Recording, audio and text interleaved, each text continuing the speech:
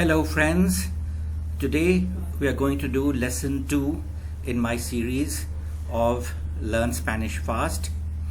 This is another important lesson in which we are going to learn the personal pronouns in Spanish and as well the most important verb, the verb to be, which in Spanish are ser and estar.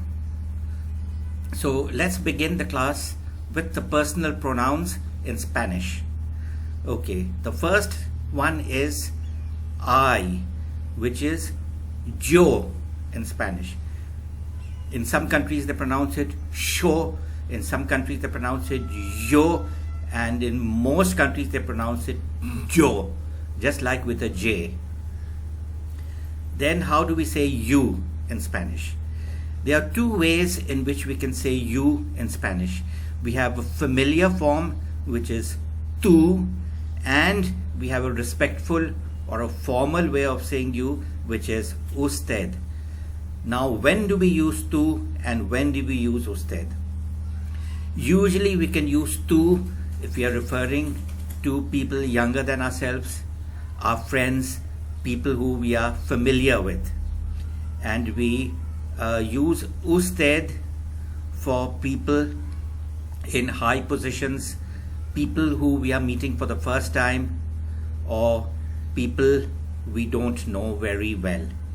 These are the general rules to remember when addressing a person in the tú form or the usted form. How do we say he and she in Spanish? He is él. Please note that we have an accent mark on the E. We are going to do a separate lesson very soon on the usage of accent marks in Spanish as well. So he is él. Where we have the accent mark, we must emphasize that alphabet a little bit. So it's pronounced él. She is ella. In some countries they pronounce it ella. How do we say we in Spanish? Nosotros and nosotras. We use nosotros when we are referring to male or a combination of male and female. And we use nosotras when we are referring only to females. When there are only females present, we say nosotras. Now you plural, or the plural of tú. The plural of tú is vosotros and vosotras. Please note that this is used only in Spain. It's not used in the USA or in other Spanish-speaking countries like in Latin America. Again, vosotros refers to males or a combination of male and female, and vosotras refers to a group of only females. How do we say they in Spanish? Ellos and ellas. Again, the same rule applies. Ellos only for males or a combination of male and female, and ellas only for a group of females. And the last one, you plural. Okay, that is the usted formation. It's ustedes. Okay, now ustedes is used in all Spanish-speaking countries as well as in Spain, but vosotros is not used in USA and Latin American countries. They use ustedes, although it's the respectful form of saying you all, but that's their custom and they use ustedes. They don't use vosotros. So these are the personal pronouns in Spanish. Now let's proceed with the verb ser. Ser is the equivalent of the verb to be in English, which is I am, you are, he is, she is, etc. So the verb ser is an irregular verb. It doesn't have a regular formation. So the best way to learn this verb is to memorize it and practice it. These are the formations. Yo soy, which means I am. Tú eres, which means you are. Él es, ella es, and usted es, which means he is, she is, and you are. I have put all these three pronouns in the same line as conjugation of these three personal pronouns are always the same. That's why I put them all together. Then we have nosotros. Nosotros somos. We are. And then the last formation, ellos, ellas, and ustedes. Again, I have put all these three together because they always have the same formation, the same conjugation of any verb. So please note, él, ella, and usted. I have put them together because any verb that we conjugate, they all have the same formation for él, ella, and usted. And again, they all have the same formation or same conjugation for ellos, ellas, and ustedes. So ellos son, ellas son, and ustedes son, which means they are or you all are.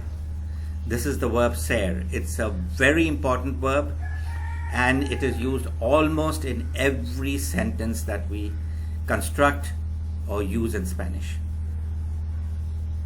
Okay, now some examples. Yo soy María. I am María. Tú eres Juan. You are Juan. Él es José. He is José. Nosotros somos médicos. We are doctors. Ellos son hermanos. They are brothers. Ustedes son profesores. You are, sorry, this is professors, not brothers. You are professors or teachers. Okay, so ustedes son profesores. You are teachers. Okay, these are some examples of how we use the verb ser. Now, what is the rule for using the verb ser? We use ser for permanent situations to describe characteristics, for occupations, for telling the time, and descriptions of people, objects, things, or animals. So in short, we use the verb ser to describe characteristics and for situations or things that don't change, or if they do change, they change after a long period of time. These are the rules to remember when to use the verb ser. Now let's go to the verb estar, which also means to be. The conjugation of the verb estar is yo estoy. Now this is a regular verb, basically, with the exception of the yo formation. So yo estoy, which means I am. Tú estás, you are.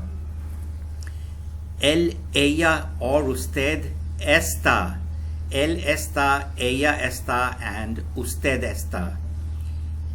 He is, she is, or you are. Okay? He is, she is, or you are. Nosotros somos, we are. And the last formation, ellos son, ellas son, and ustedes son. Okay, they are or you all are.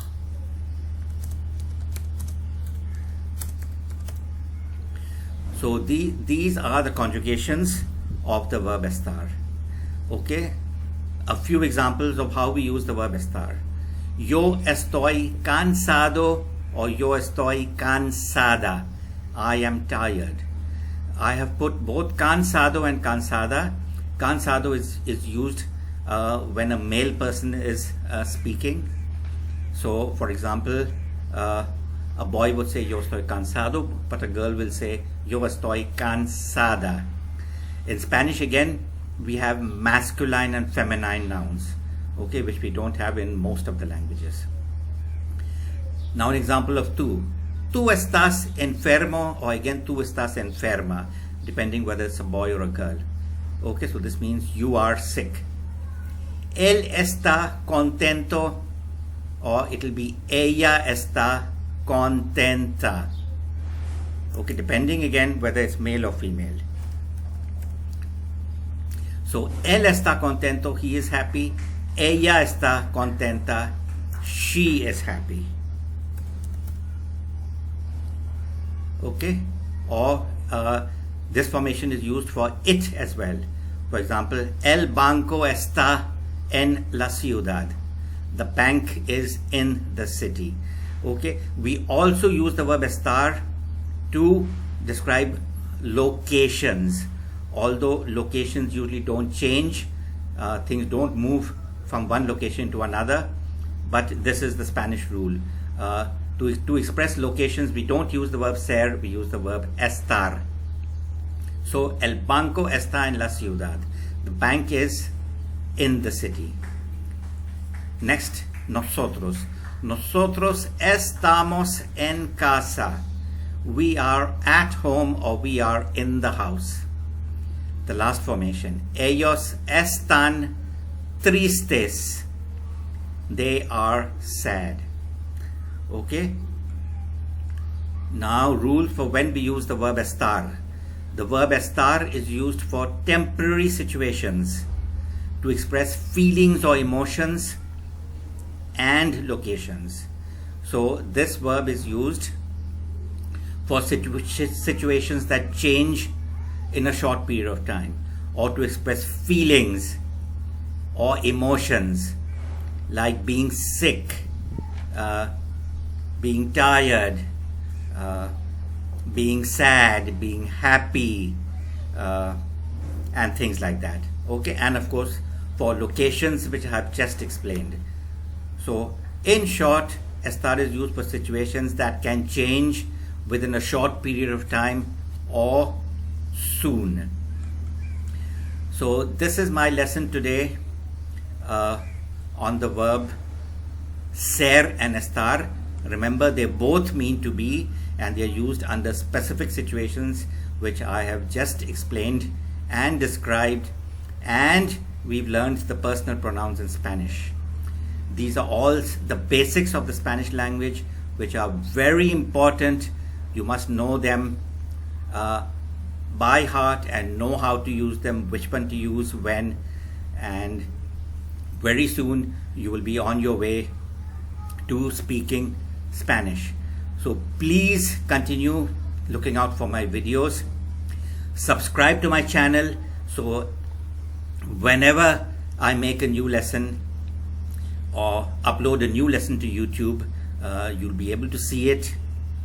My lessons are explained in great detail and are very easy to understand. So please keep looking out for my lessons and learn Spanish with me. I am Sir Ahmed Raza from Pakistan, one of Pakistan's best Spanish language teachers. Thank you for listening to my class, for following my class, and I hope you enjoyed it. I'll see you in my next class. Thank you.